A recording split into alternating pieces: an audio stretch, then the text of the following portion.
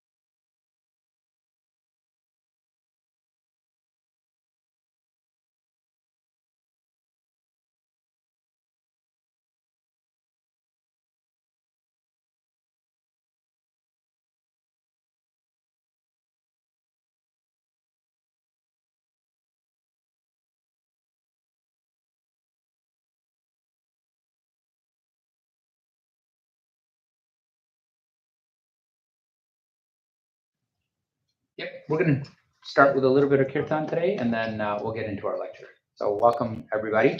The whole house is full today, for those of you guys can't see on YouTube.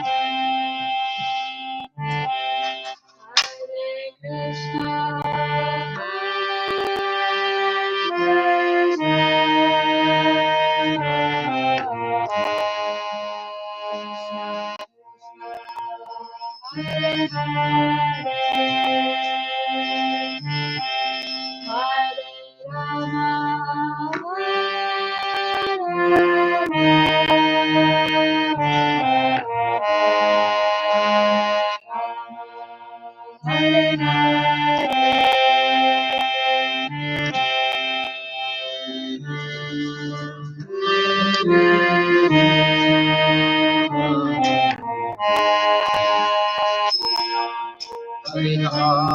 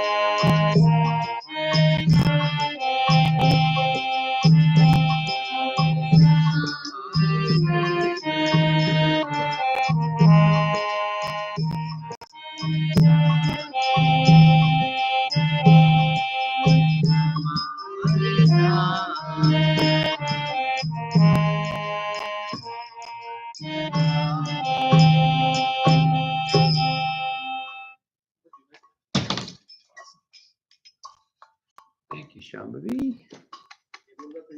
Okay.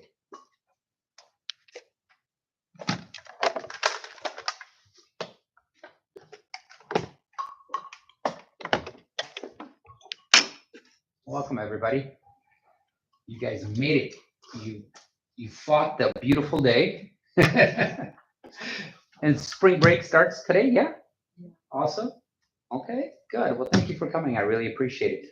This is the secret of all secrets, so it can only be told to certain people. So that's why it doesn't. I'm just kidding.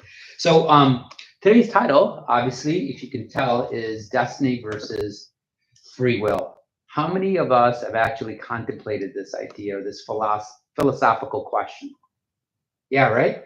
And you probably had a lot of like really great conversations with people because it's an age-old question, I think, that we've all at one time or other have asked ourselves or have had discussions. Anybody want to share anything about their philosophical? What do they think? Is it destiny or is it free will that determines our life? Destiny, which has been decided by the free will. Okay, you're not allowed to talk anymore because you're taken away from my presentation. Now that's beautiful. No. That's totally true. And that gives away. We're going to go into that. Wonderful. I'm sorry I took. No, not at all. That's actually you are going to. I'm going to count on you to contribute as we go through this because that concept you succinctly described, which was again. Your destiny is determined by your free will, right? Okay. So that concept of your destiny is determined by your free will. It's very nuanced, and we'll get into that. And I'm gonna count on you to help us go through that. Okay, you guys.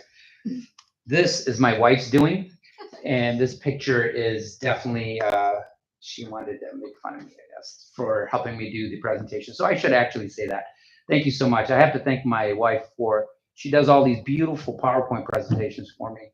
And I do my chicken scratch and she puts it together. So it's a service together. So thank you. And so as part of her service, this is what she came up with. Anyway, who am I? So who am I? And I'm about 15 years ahead of you in my spiritual journey. And so that's it. I started about 15 years ago, tripping, falling, kind of like you guys, coming, going, but that's my journey and I'm still on it. So let me ask you guys a question. Have you done something, or somebody share with me, something that they've really done in the past that they were like, I'm not so sure I'm so good at this. And it took a long time. You were almost even embarrassed to say that you're doing it because you don't want people to know because you weren't very good at it.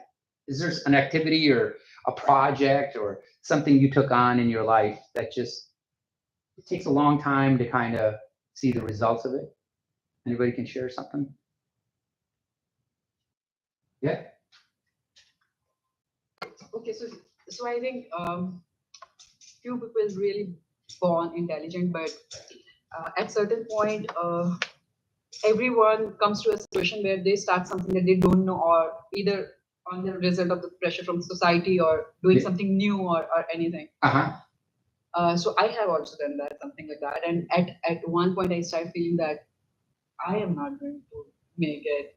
Like it's not going good. But as Krishna says in Srimad Bhagavad Gita that result is not something on your hand and you should not think about it. All you should think about is like how to do it. Yeah, doing the task itself. If Arjuna have decided the result for your success for your war, all you have to do is just take the arrow and start the war, right? Yeah. That's not your matter that whether you will be succeed or not. That's my matter. All you have to do is just do effort. Beautiful. Yeah. So thank you for sharing. So basically, we've all kind of probably done something that took a little while, and that's kind of like how our spiritual journeys are, where we start on it, we get going, and we don't even know we're on it sometimes because it's so hard to understand where we're at in the process, where are we going, all these questions come up. And so what I wanted to share with you is, I too am on the exact same journey as you folks are. I'm inquisitive. I think there's more to life than what meets the eye, if you will. And I'm trying to figure out and put it all together. And one of the more fundamental questions that I wanted to ask myself is, okay, so what's the purpose of life, and how do I help become an architect of that life, right? And so that's the spiritual journey, and that's kind of what we're going to talk about today. Okay, so to formalize our discussion points, we're going to talk about fate and personal efforts and how they relate to our success or our perceived success. Yeah? Okay, and then the other one we're going to try to answer is the fallacy of destiny in the material world versus the role of free will. Okay?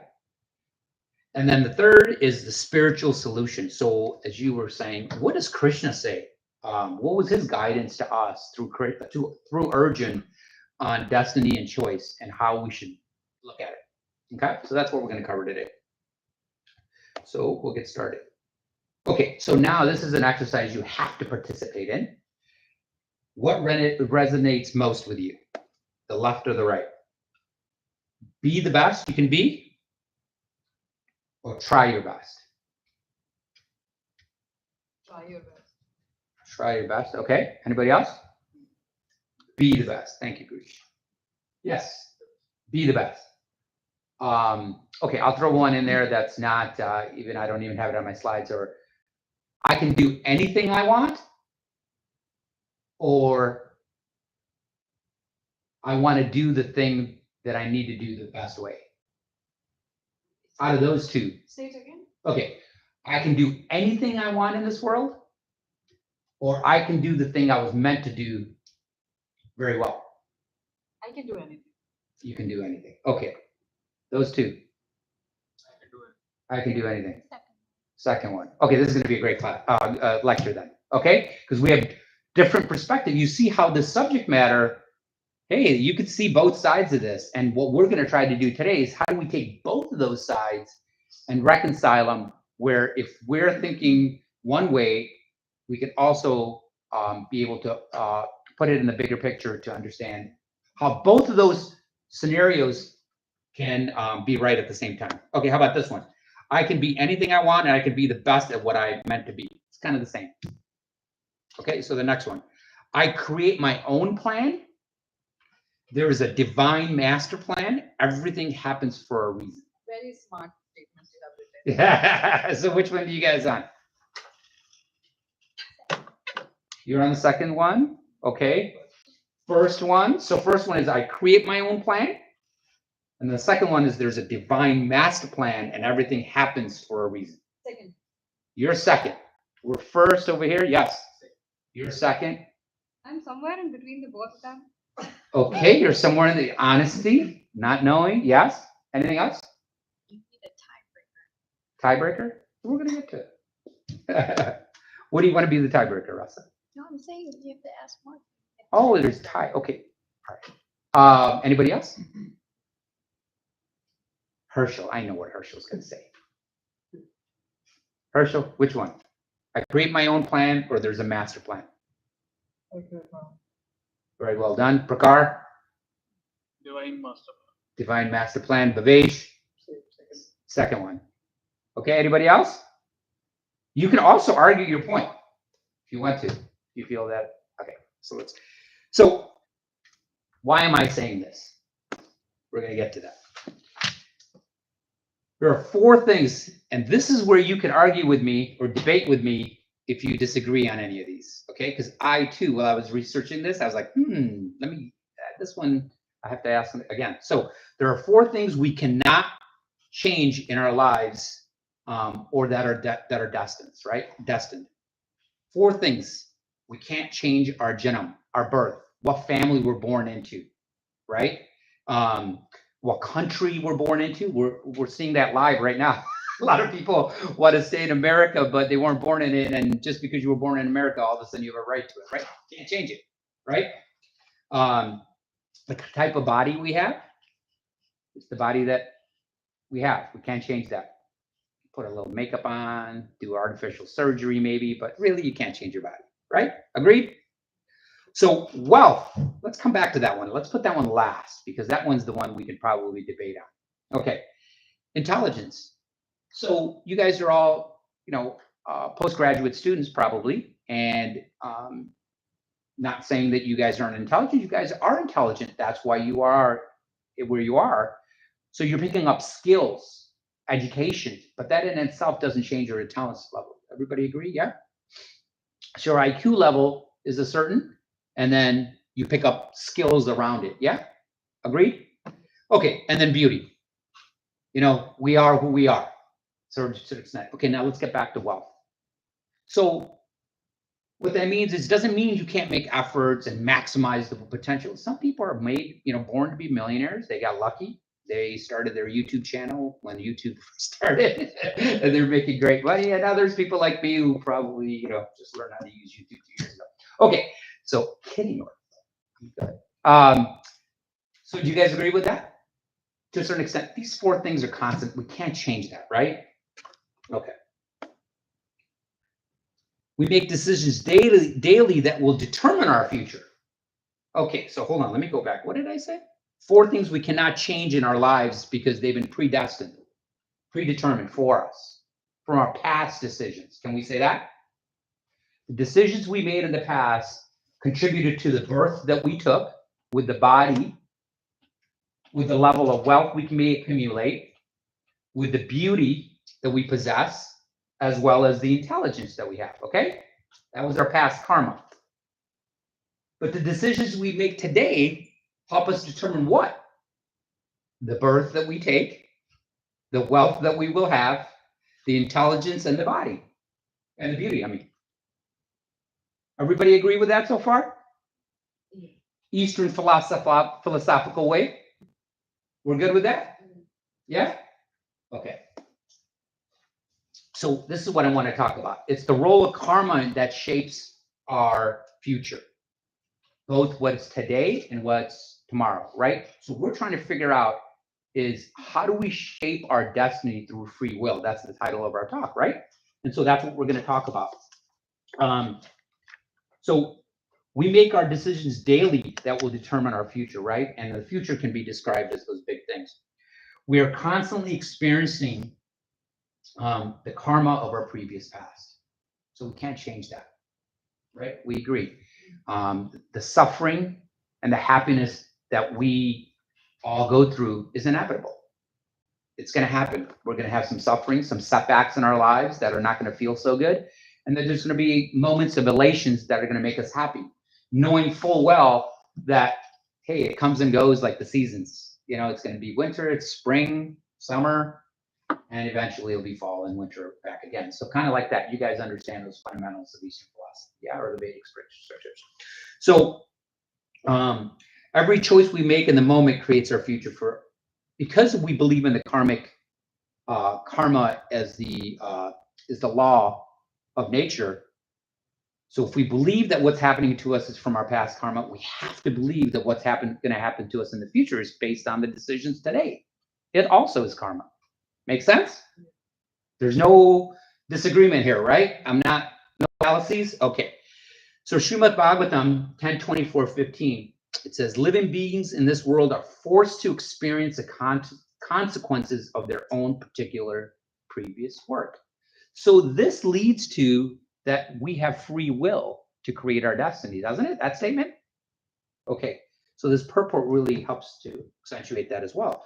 If one accepts the existence of karma as a system of laws awarding reactions of our present activities, then we ourselves, according to our nature, will decide our future. Our happiness and distress in this life have already been adjudicated and fixed according to our previous activities, and not even the demigods can change that. They must award us the prosperity or poverty, sickness, health, happiness, or distress due us by our previous work. However, we will retain the freedom to select a pious or impious mode of activity in this life, and the choice we make will determine our future suffering or enjoyment. Okay, kind of deep stuff there. So basically what that's saying is we have the free will to construct our future because we're constantly faced with choices. So like my wife was saying when we were discussing this, is like this little box that we're in is our past karma, right? We're not changing what's happening to us, the situation we're in today.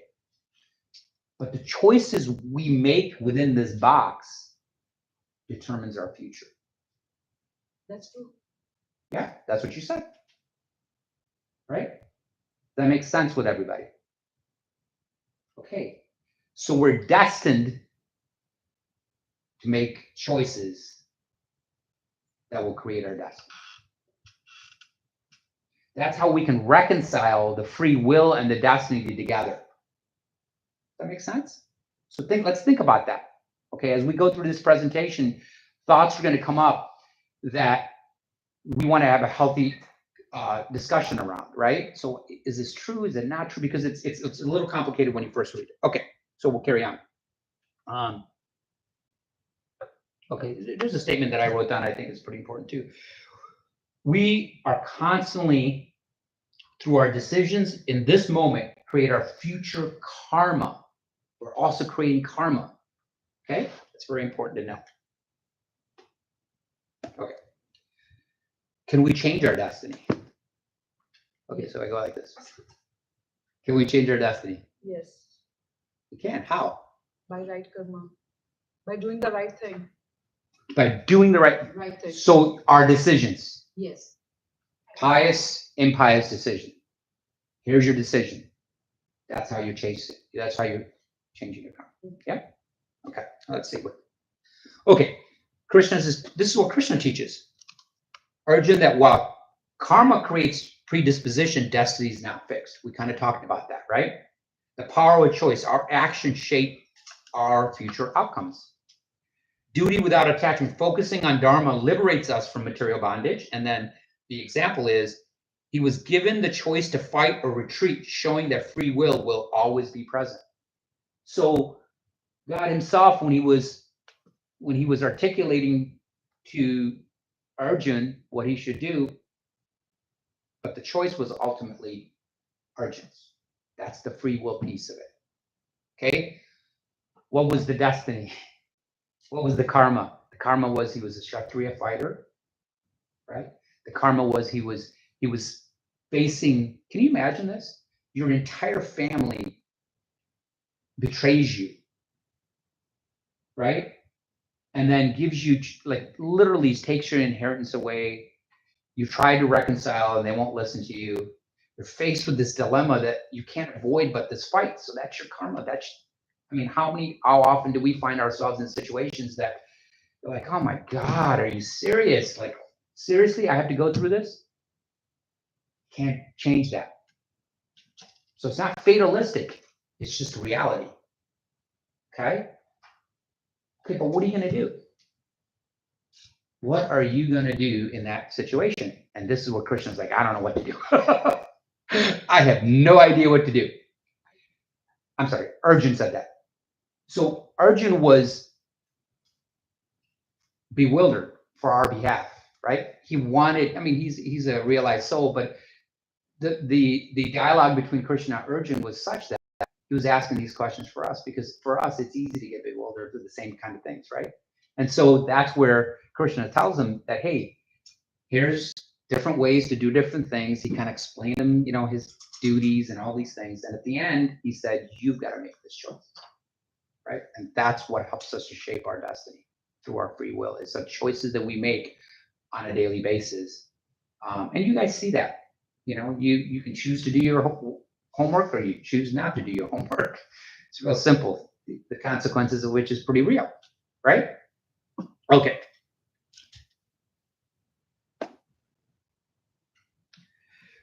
So before okay.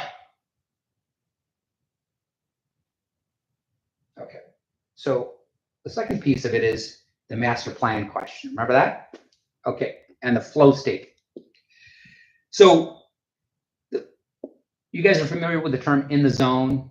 I think we've talked about this before. Athletes talk about it quite a bit. Like when they practice so much, they're not thinking about the mechanics of hitting a ball in cricket or basketball, shooting properly. They're just like focused on the action itself. So it's like they're almost they're so immersed in their activity that they're doing that they can't even see anything around it. It's ultimate focus. It's almost like effortless effort, if you will, right? The mental state is so deep in engagement and focus in one is completely absorbed in the activity, losing track of time and self-consciousness. Okay, the spiritual flow, the equivalent that Krishna has is Krishna has a unique plan for all of us. Okay, so how do we get in the zone of life is what I'm trying to get at, right? So this flow, or in the zone, when you've studied so hard that you get in front of you get your test, you're like in it because you've studied this stuff and you're going through it, right? We've all had those cases where you've done so well on a test because you have studied so hard that you're completely immersed in it, right? So what we want to figure out is, how can we do that in our life? How can we live our life without effort? How can we live our life knowing exactly that this is exactly what we're supposed to be doing? There's no regrets. There's no second thoughts. And Krishna advises us.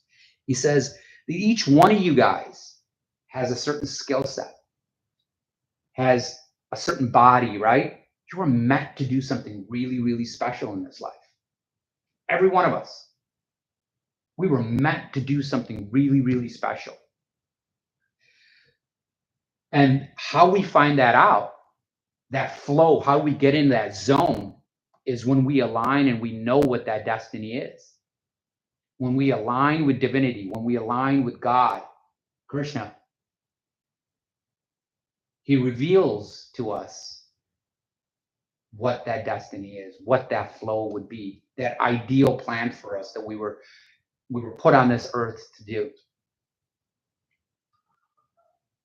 And then the third point of this flow is we have to have the mindset of, it's not me that's doing it. I am but an instrument of what God has plans for me. So you graduating with a engineering degree, master's degree, wherever your degree is, yes, you achieved it. But you also are an instrument of God's plan for you to achieve that. Yeah? Does that make sense, kind of? So when we start to think of ourselves as more as instruments, and we align ourselves with Krishna, what he wants us to do, when we find out what exactly it is that he wants us to do, we start to live a life that we were meant to live. And that life includes being happy, right? And being able to handle the ups and downs of life, equal poised. We've talked about this in this semester, in previous semester, of what does it look like? What does a spiritualist look like? A spiritualist is very happy. If you notice, they're very content. I think happy is not the word. It's the contentness of their life. Okay. And what we're trying to communicate with you guys is that spiritualist doesn't have to be a sadhu with orange robes in the Himalayas in India. That sadhu could be in a black shirt, jeans, and tennis shoes, sitting in a master's room class at IIT in Chicago. That sadhu can be you. That's what Krishna tells us. You are special. You have special skills. If you just learn to listen to what I want you to do for me, just like Arjun had to figure it out. Arjun didn't know what to do. Krishna's like, hold on, there's a plan. You're supposed to fight. Look, Arjun, stop. Think about what you were born a warrior.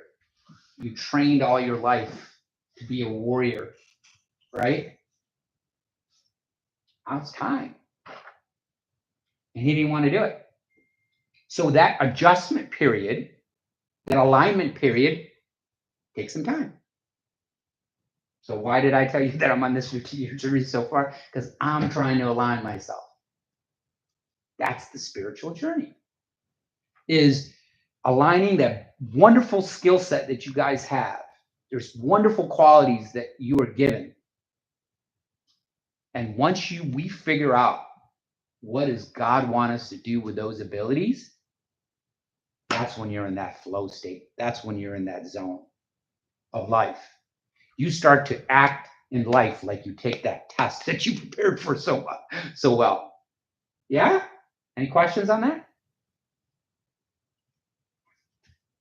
So in the Bhagavad Gita 11:33, Bhavesh, you want to read that real quick? Yeah. Therefore, get up, prepare to fight and win glory, conquer your enemies, and enjoy a flourishing kingdom. They are already put to death by my arrangement, and you, O Savyasachi, can be an instrument in the fight. Okay. There's a couple of things I want to just break down a little bit here on here. Is conquer your enemies and enjoy the flourishing kingdom. Oh, wait a minute. Whoa. We're not supposed to enjoy, Grish. What's that all about? What is that all about? Yes. So that shloka comes when Arjun says that even though I win the fight, but those are my people. Like even it's like I'm fighting against my people. Even though I win, I don't want to live in the kingdom after killing my people, my cousin, my gurus. Yeah. So what is the use of me fighting the battle against those people who are my family? Wouldn't be a part of bad sin after killing my own people. Mm-hmm. So Krishna says that even though you kill them or not, I have already decided their destiny because they have done wrong. By their act of doing wrong, I have already decided their destiny. You, as you said, we are just meant to walk on the path which already has been decided. It's decided. The moment they started doing wrong with the Draupadi and other thing, their destiny was decided. Right. The moment you, Arjun, anyone, even the people like Karn, Sri Karn, whoever will do wrong, their destiny has been decided on that moment. Now, if you back out from the war, you would called as a coward because you are a warrior. This is what he said, right? Yeah. You are a warrior. So now, in that moment, get up. That is what he's saying. Yep. Get up, prepare to the fight, and win glory. He's Exactly. not saying for the sake of him enjoying the kingdom, but for the sake of fighting for the right thing. This is what he's saying. Thank you very much. You covered a lot of ground there, right? Yeah. It's so absolutely. One thing that he's saying here is it's already arranged. Okay, number one, whether you fight or not fight, these people are dying. Do you want to do my will or not? Do you want to align yourself? Do you want to live your destiny? The reason that I gave you the skill sets of a warrior, the reason I gave you the courage of a warrior, the reason I gave you the royalty to take over and flourish, right? Second point, so it's going to happen, whether he participates or not, right? The second thing is, so based on our karmic past, this is where that wealth thing comes up, because that's a hard one for me to kind of reconcile for myself. If you're meant to have money, you will have money. You will enjoy the money as it's needed in the material world. It's just a fact. Some people, whatever it is we're meant to have, we have to use. So don't never let anybody tell you that as a spiritualist, you're not meant to have money and use it. Of course you are, if that's your destiny. This is Arjun's destiny. He's a warrior.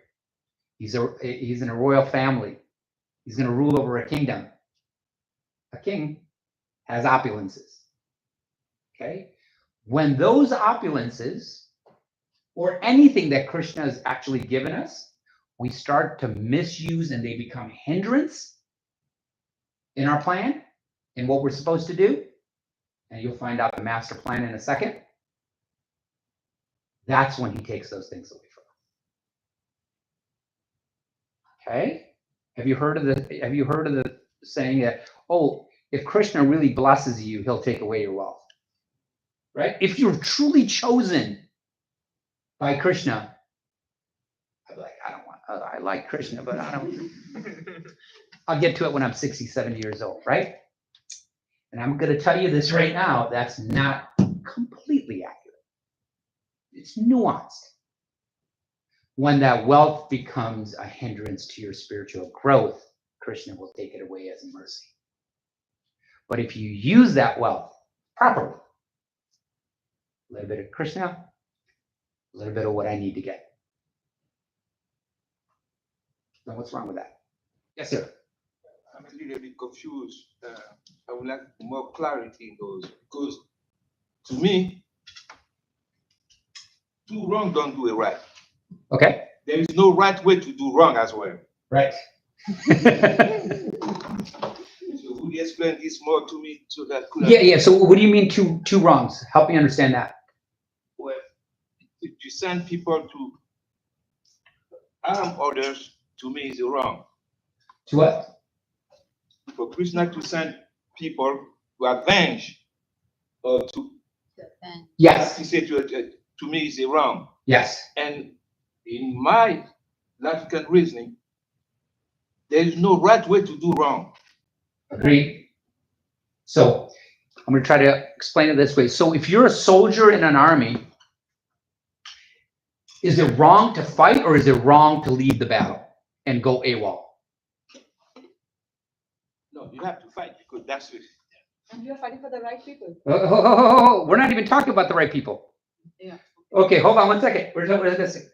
If you're a soldier and you're in a battle, it's your duty to fight. That's what Krishna is saying. So when we have these specific talents that we're born with, we must use those talents the way that they're supposed to be used and not say, Babesh, you take those talents. I'm going to do something over here. No. You have to do your duty. You have to fulfill your duties. Like for me, if I try to be an academician, it's not going to go well. What she said earlier was that they are fighting their own people. Yes.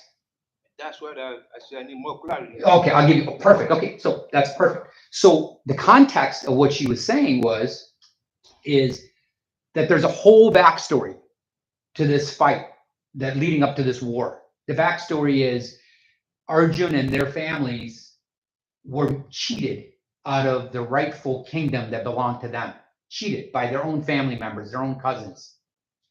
And they went through, so many, austerities and things like that at behest of these people, their cousins that really cheated them and mistreated them. They tried to kill them even, actually. They exiled them into forests and things. And the Pandavas being very pious, Arjun's, side of the family being very pious, they actually said, okay, you know what? It's okay that you want it. We'll share the kingdom with you. They're like, nope, we're not sharing it with you. Like, okay, if you don't want to share it, just give us 25% of the kingdom. Nope, we're not giving you 25% of the kingdom. Okay, how about we just take a little village, right? What was it? 5 villages. They're like, nope, you can't have those either. So it came to the point where they couldn't solve the problem they wanted to avoid conflict. And at the end, they found themselves in the sense that there was conflict. That's the Bhagavad Gita, right? That's the Mahabharata leading up to the Bhagavad Gita being spoken by Krishna. So then Arjun finds himself in this dilemma. How can I fight my family members, even though they did wrong to me? It doesn't feel right to fight against my own people, my, like she was saying, my own people, my mentors, my teachers. How can I do this? My grandfather, right? I mean, can you imagine that? And so this is what Krishna advises him, because Arjun rightfully is like, oh my God, I don't know what to do. So what Krishna explains, which is beautiful and very deep, is like, the way you're feeling is actually a selfish act. You're thinking of on a material level. Then he says, spiritual level, it's all arranged by me. All these people here are actors in this play, and you, Arjun, your action is that of a warrior. Fight. So that's the context. But that's the Bhagavad Gita. We can get into the Bhagavad Gita. So where was I at prior to talking about that? But we were talking about this particular verse, right? So we were talking about the fact that you have to, we're an instrument. When Krishna wants us to do something, when we're supposed to do something, it's going to happen anyway. Okay, so if we think of ourselves in an instant, so this is where, like, look, the generations are changing, and we can get into a spiritual perspective of why it's happening the way it is. Social media is a very useful tool, correct? However, it also lends itself, I'm sure you guys will all agree, it becomes very self-centered oriented, right? And so it's a hard concept for people to understand that how I'm not the center of the universe and I'm not the addition, when all these things point to, look what I've done, look at me. Our world is full of these types of scenarios. So to be an instrument in God's plan is a hard concept in this time and space, right? You guys understand that, right? It's really a hard concept to understand. And so the spiritualist journey, why people are on it for lifetimes. We're on these journeys for lifetimes. I just told you my 15 years, right? It's a hard concept to understand intellectually. And number two, to enact, to actually believe it. And then the third is to actually live it. Right? Okay, so I'm going to carry on. And then the other piece was, whatever your karma brings, you also live out your material destiny. That's also in this shloka as well, right? The material things that we want will automatically come to us, guys, if we align ourselves with God's plan for us. Whatever we're meant to have, don't stress. You're going to get it. I promise you. I don't promise you. Krishna promises you. Okay? All right. So this comes to the aligning of the divine plan. This is the most important piece of what we're talking about today. Okay, so you might say, all right, so now what? How do I align myself with my plan, divinity? And you don't even have to do it out of altruistic reason to please Krishna. You can just do it and say, okay, how do I get what I want? Okay, that's okay. That's okay. So how do we do that? So our life purpose, so the master plan, our master plan, there is a master plan to answer that one question, right? And that plan is for us to transcend this repeated birth, disease, and old age. You've heard that, right? Prabhupada will repeat it 100 times, right? It's to transcend this karmic wheel that we're on, right? That's the purpose of life, okay? And our free will, the choices we make, are a component of us to get out of here, okay? Through devotional service and surrender, think of surrender as faith. We align with our true destiny. There's the secret. That's it. It's that simple and that hard at the same time.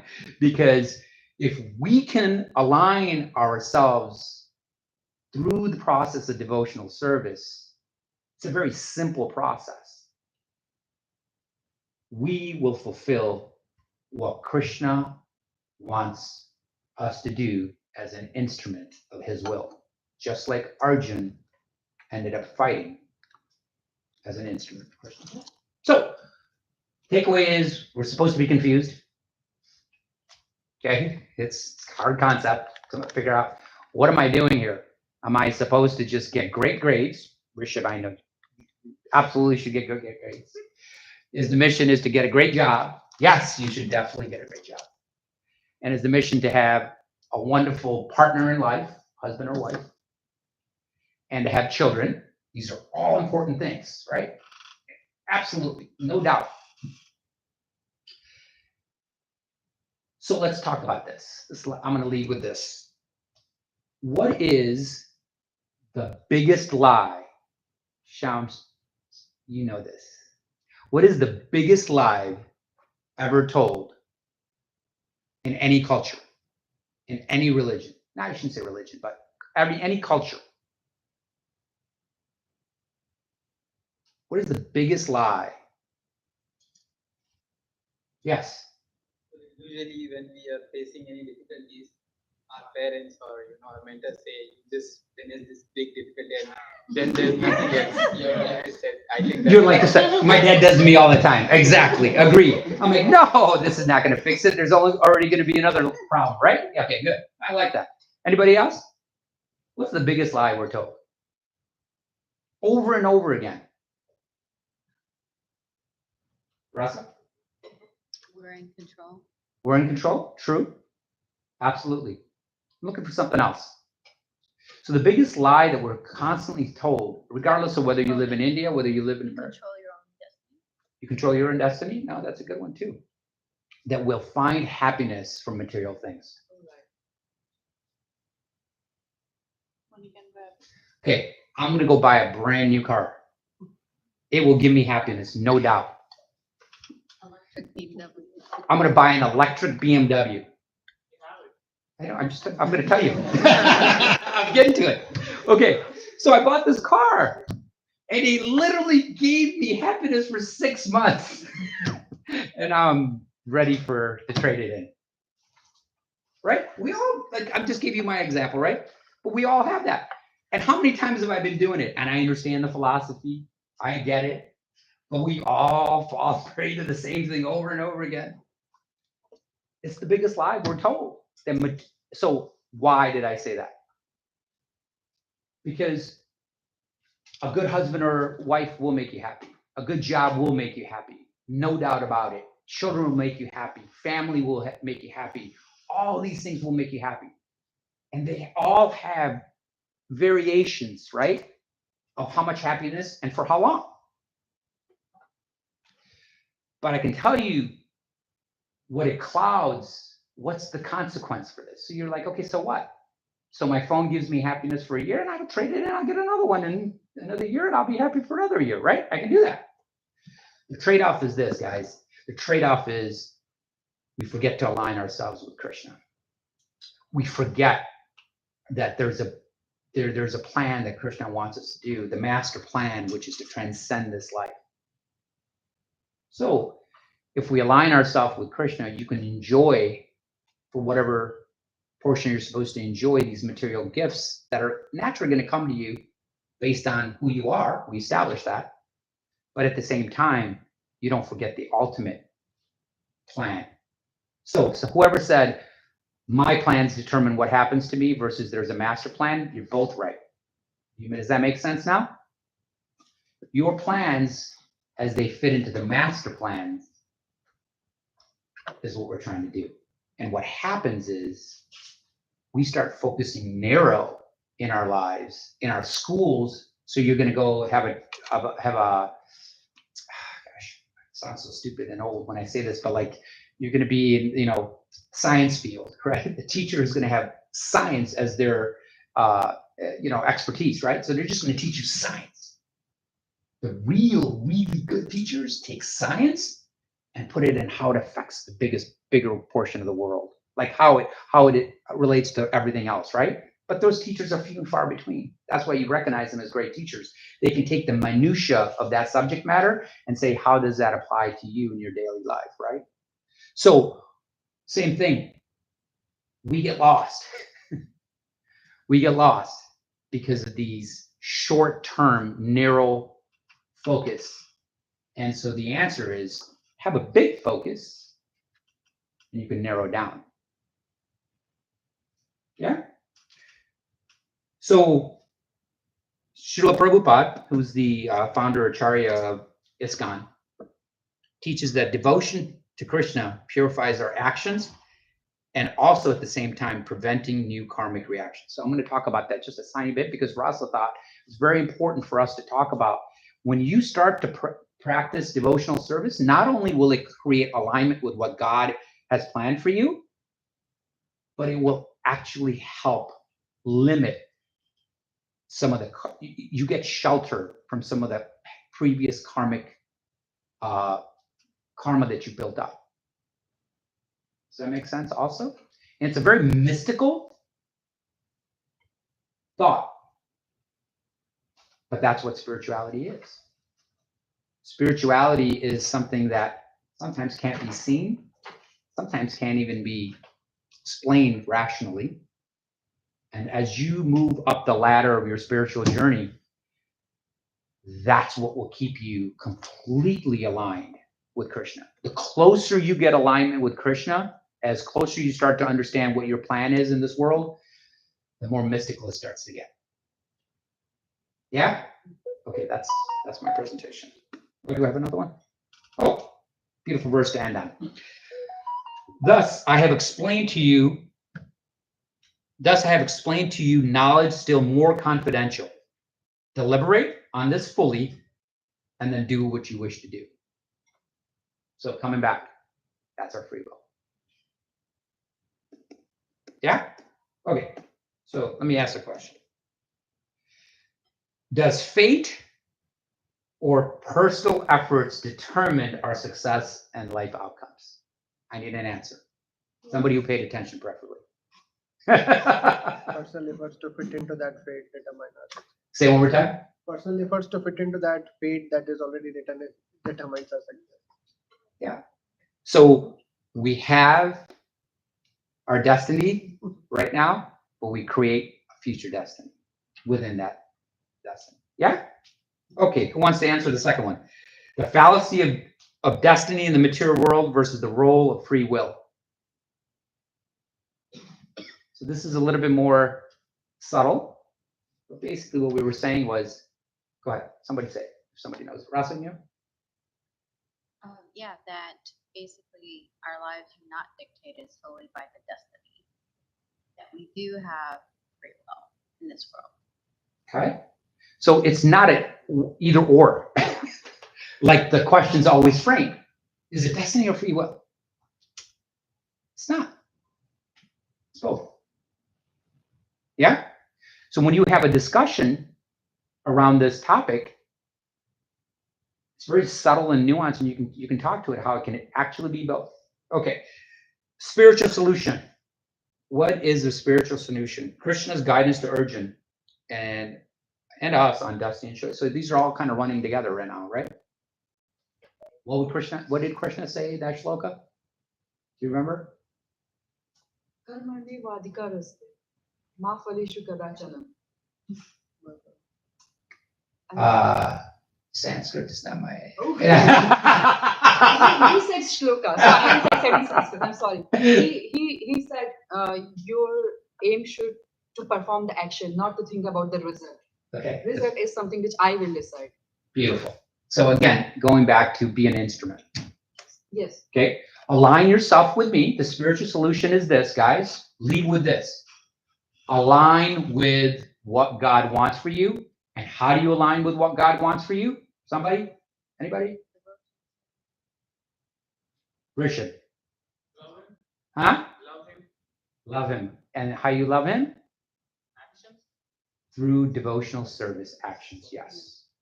So if we follow devotional service, we will learn to love him, which will help us to align with what he wants for us.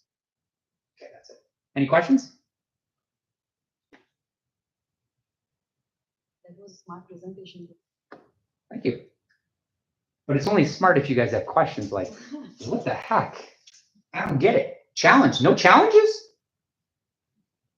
I just told you your destiny and free will are the same thing. No, just kidding. Go on. I don't have a challenge, but sort of like a riddle. I'm not sure, but I just want to know what you think about this. You were speaking about in a very small instance about a very good teacher who explains science in a very different perspective. Yeah. And you said these teachers are great teachers because they're very few in number. And I want to pick on that to understand, are they great because they're few in number, and will they stop being great if everyone becomes a good teacher? No, the answer is they're great because they have the ability to not get confused by the minutia. They have the ability to relate the minutia into the big picture. So they're great in the sense that how a spiritual master can take the minutia of our material life and engagement and how he can put it into the bigger picture, which is our spiritual advancement. Just to follow up to that, Yes. if everyone tends to learn that this is the right way to do things, and we get many good teachers as such. Yeah. Talking from a very general human psychology, you don't consider them as great anymore. No, not necessarily. So you can have, so I think we're like splitting hairs here, but the point is, if I understand your question right, if everybody in this room got A's, are you all good students?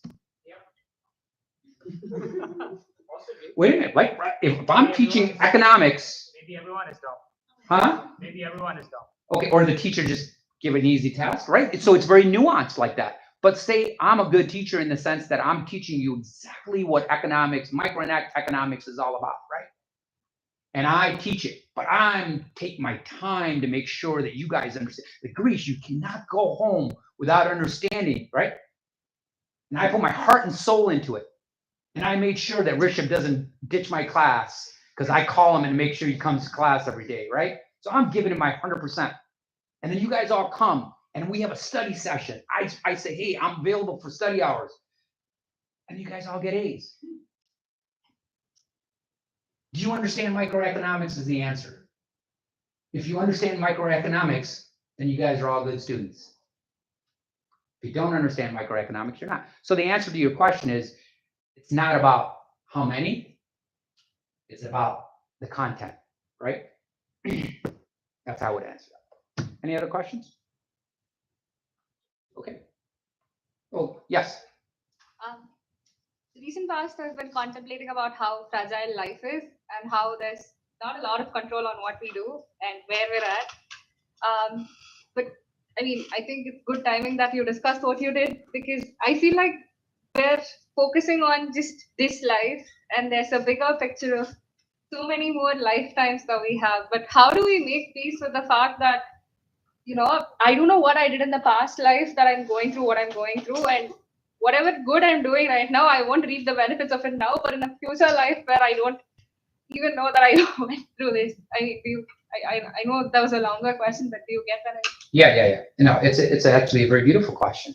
You're basically what you're saying is if like it's hard when the result of our actions so in the future, it's hard to focus on trying to get that benefit. It only makes sense. It's easier for us to just focus. That's why we do focus on the here and the now, right? The results we're going to get. We're short term. What have you done for me lately, right? We want the result right away. Anything that takes longer is consequently harder, and the probabilities of people doing it. That's the question, right? So what we have to ask is the same thing that Krishna was explaining to Arjun. Is like Arjun had some really good arguments. He's like, I don't want to fight with who's going to tell me to kill my own relatives? That's a good question. What would be the benefit of enjoying a kingdom if I killed everybody and there's no one to enjoy with? It's a good question. Just like your question's a really good question. But what Krishna says is, that's not what I'm telling you. What I'm telling you is not to do good things now, so you can enjoy them later, your question. What I'm telling you is the way you're looking at the problem needs to change. So how do we get out of this world of good stuff, bad stuff, good stuff, bad stuff? How do I get out of here? And that doesn't have to be many lifetimes. That can be in this lifetime. That's the question. Do we want to leave this up and down yo-yo of good things happening, bad things happening? Okay, but people are like, I like when good things, I mean, my life is pretty good, right? Grish is always happy. Every time I see Grish, he's happy. Why would he want to why would he want to transcend this life? Because the happiness that you receive, and this is like, you guys, this is only like a short little class, right? But the subject matter is so vast that I encourage you, this is what Prabhupada used to say, is like, please take up this process, because it's a beautiful process to have these deep questions answered, because the answer is the reason Girish will be even more happy if he follows his spiritual identity and aligns himself with Krishna. So he's happy now. But Girish, how would you like to be really happy? Yeah, right. and so I'm being facetious a little bit, but does that answer your question? So the question is, how do I align myself with God I can do what he wants me to do? Not that, what should I do to get highest credits? There is that thought, and that is in the Bhagavad Gita. But then Krishna goes to explain that it's not a complete thought. It's a great thought, but it's not complete. Complete is, how do I get out of this? Is that it? Yes, sir. I got 2 more questions. Okay, fire. Question number 1 concerning the discussion point. The first question here, I believe the answer depends more on the word success. What success mean for each one of those? The world's Success. See, Definition of the success can be discussion different. point. Yeah. The first question, I see that will depend more on the definition of the word success. Right. And that's the point. What's the definition of success? Definition of success is align ourselves with God's plan for us and then do it to the best of our abilities. That's the definition of success. So what we were talking about, the material world and the big lie, is we're convinced that success is something different than the ultimate success for us. We focus on the narrow definition of this word success, like I need to get an A in this class. Yes, that's success, no doubt. But the true success is when we align ourselves with our true dharma. That's another subject matter we can do another day, because that's a beautiful, it leads into that. Yes, and the second? And the second question, earlier you said that if in a class all the students have an A, Yeah. is that all the students are good? I was in a class like that. Okay. And the difference that the teacher did, he gave us the answer of the problem, and we have to compose the questions.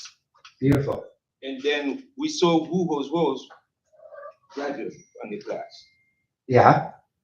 And so it's not necessary true that if all the class have an A, mean that all the students are good, because I learned this from one of those class that I was in with a teacher who gave us a solution of a problem and asked the class to write it. No, it's true. There's exceptions to everything, and true. But you're totally right. There's exceptions to everything, guys.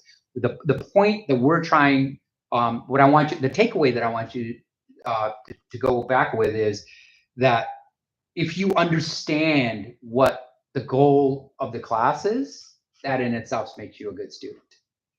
At the end of the day, if I'm teaching macroeconomics and you understand macroeconomics, you're a good student, regardless even what grade you got. I mean, you guys can all attest to this. You guys are students. I feel like I learned better in a class I got a C in than the class and sometimes I got an A in. Just happens. So anyway, I'm not an expert on evaluating teachers. You guys don't have a system, don't you? Like, don't take this teacher, he gives home too much homework. That's a separate subject. Oh, subject matter, okay, altogether, okay. So this is where I'm gonna end, guys. Thank you so much for your time. I really appreciate it.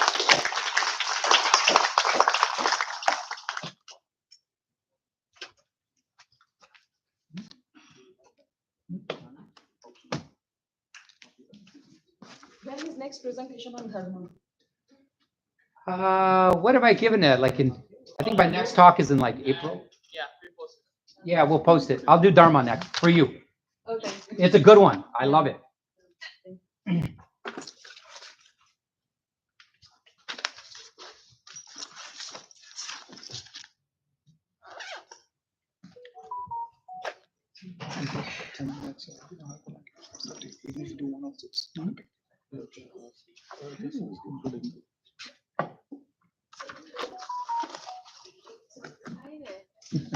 Is this really happening?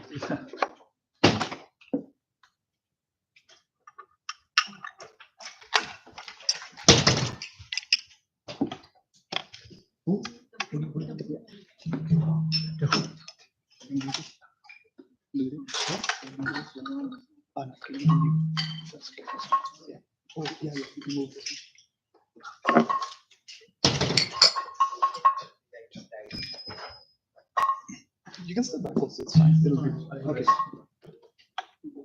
Hare Krishna, Hare Krishna, Krishna Krishna, Hare Hare, Hare Rama, Hare Rama, Rama Rama, Hare Hare. Hare Krishna,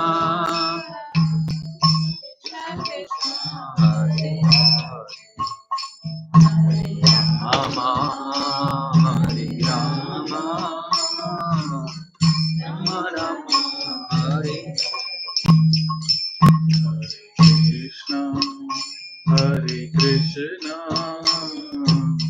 Krishna Krishna, Hare Hare, Hare Rama, Hare Rama, Rama Rama, Hare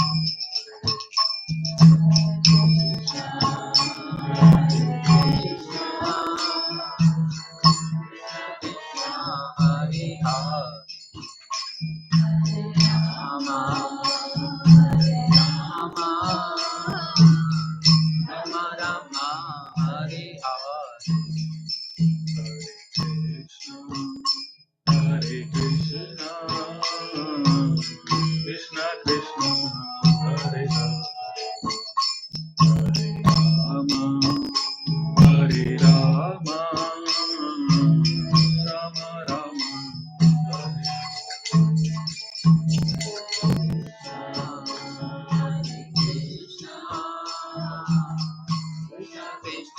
Hare Hare Rama, Rama Rama, Hare Hare.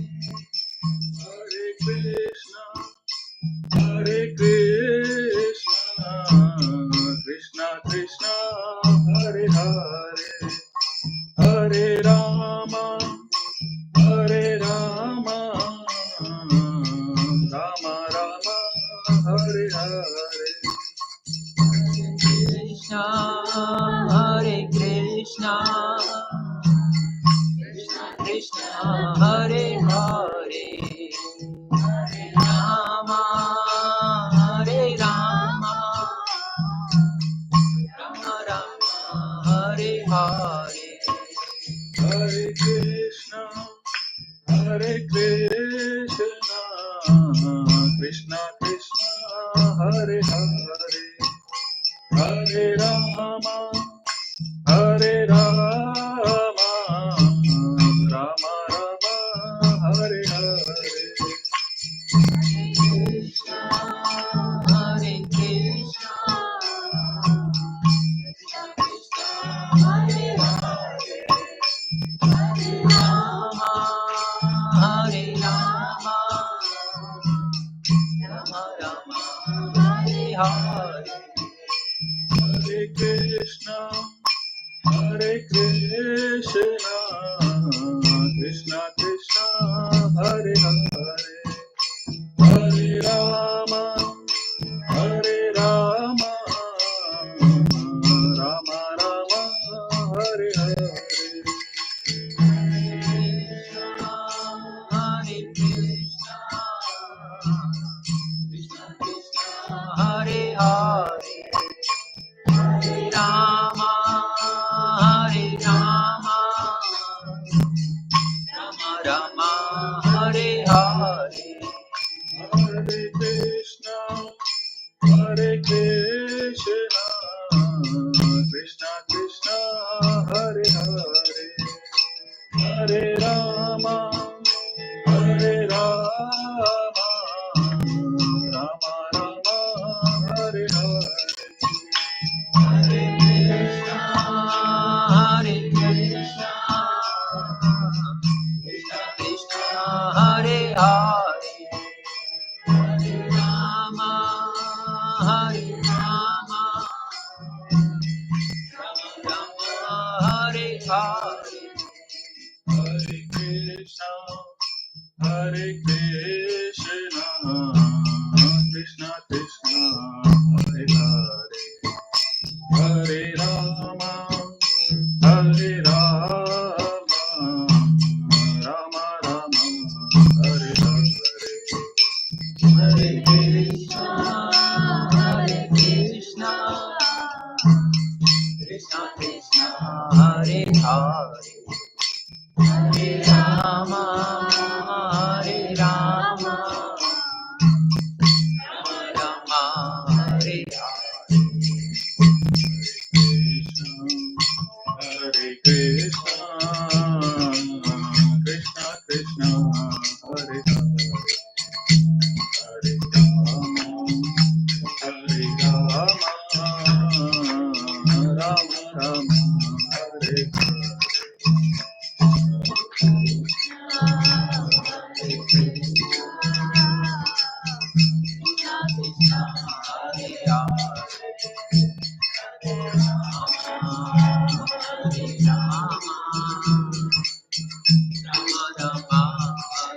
Hare. Krishna, Hare Krishna, Krishna Krishna, Hare Hare, Rama, Hare Rama, Rama Rama,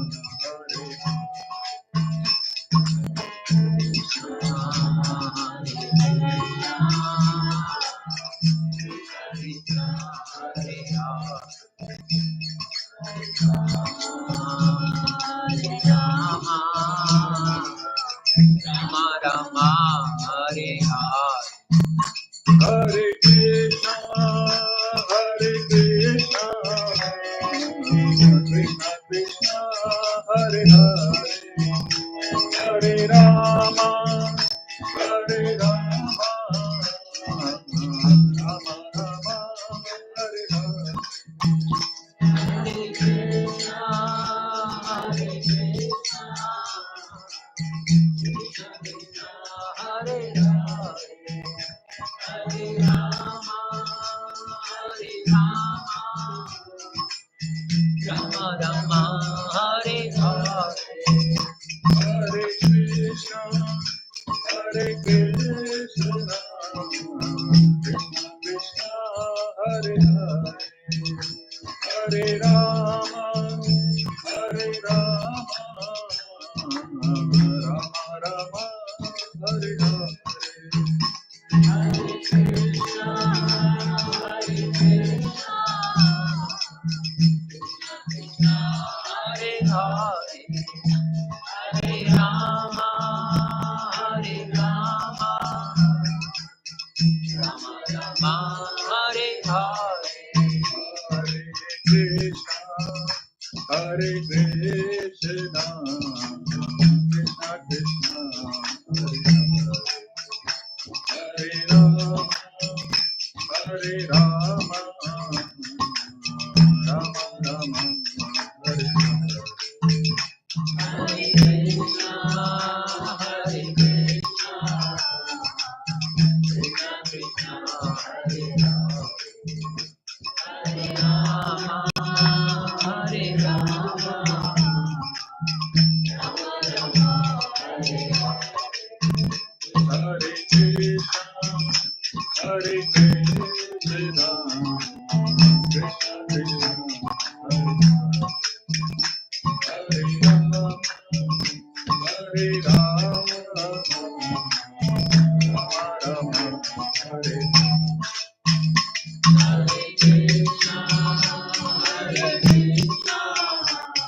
Krishna,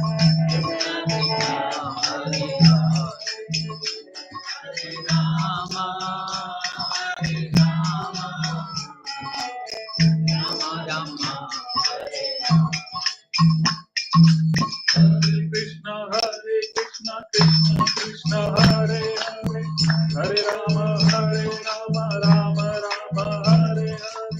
Hare Krishna, Krishna Krishna, Hare Hare, Hare Rama, Rama Rama, Hare Hare. Hare Krishna, Krishna Krishna, Hare Hare, Hare Rama, Rama Rama, Hare Hare. Hare Krishna, Krishna Krishna, Hare Hare, Hare Rama, Rama Rama. Hare Krishna, Krishna Krishna, Hare Hare, Hare Rama, Rama Rama, Hare Hare. Hare Krishna, Krishna Krishna, Hare Hare, Hare Rama, Rama Rama, Hare Hare. Hare Krishna, Krishna Krishna, Hare Hare, Hare Rama, Rama Rama, Hare Hare. Hare Krishna, Krishna Krishna, Hare Hare, Hare Rama, Rama Rama, Hare Hare. Hare Krishna, Krishna Krishna, Hare Hare, Hare Rama, Rama Rama, Hare Hare. Hare Krishna, Krishna Krishna, Hare Hare, Hare Rama, Rama Rama, Hare Hare. Krishna, Hare Krishna, Krishna Krishna, Hare Hare, Hare Rama, Rama Rama,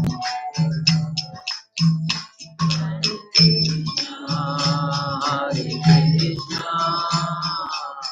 Krishna Krishna, Hare Hare, Rama, Hare Rama, Rama Rama, Hare Hare. Krishna, Hare Krishna, Krishna Krishna, Hare Hare, Hare Rama, Rama Rama, Hare